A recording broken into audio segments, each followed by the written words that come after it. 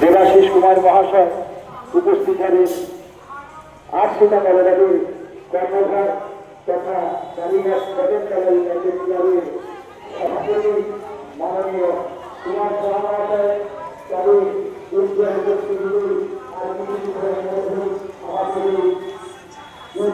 অনুষ্ঠানটি অনুষ্ঠিত হতে চলেছে।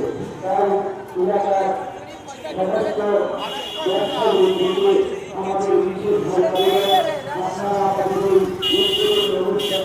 আমাদের মণ্ডপের কাছে উপস্থিত হয়। আর কিছুক্ষণের মধ্যেই আমাদের এই উদ্বোধনী অনুষ্ঠানটি অনুষ্ঠিত হতে চলেছে।